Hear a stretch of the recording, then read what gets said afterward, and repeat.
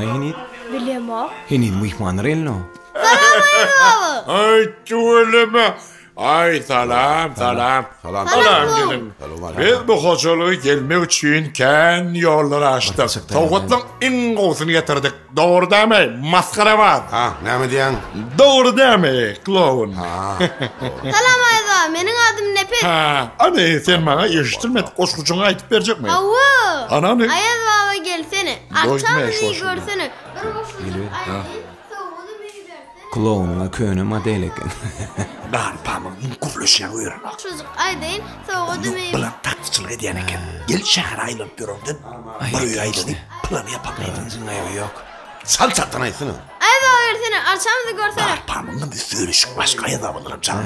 Oları yok diyeyim onu. Ay avul. Hedir şuna bir sürüşük olur. Görürsün. Çağan ümit öyle. Bir çağınızda mı? Ha o bir zoğulun ma. Annem için köpelen bak.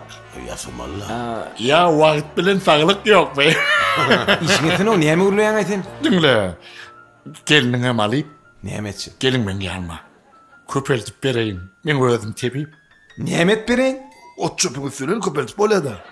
Tinken güllemeten probleman köpelödün lisnat güllemeten. Ay böyle ya. Ana şunu soğudum vereyim ben. Ayda klon men atama bengdi.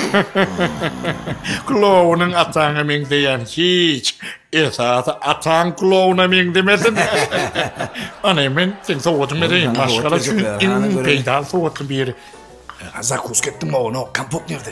Yok o çoğu desene. Yan iki tane öyle çağırma verdin. Yine bakacağım. Ben sana patsam. İyi kampot. Ece. Bakacağım mı? Daha ne mi soğudun olsun? Başka önüm mami. Daha ne mi sen soğudun olsun? Git bak. Alayım bakacağım. Uy bunu. Ölüşük şu aşağı. Bulla Allah. Aşağı yapalım. Dursun lan. Bakacağım oğlum. Nedir senin? Bakacağım tədeyilin en peydal soğutlarının biri. Ne ettim? Daş ettin. Tamam. Daş kloun. Şirreder. Şuna ordu. Ben getirdim onu. Benim.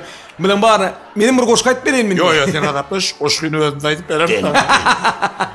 Da oğlum. Bakacağım iyiden bakacağım ireni arıyorsun. Bakacağım da ol bakacağım. İne. Taşan bir de bakacağımdır. Daş. Tədeyiliniz utlu olsun.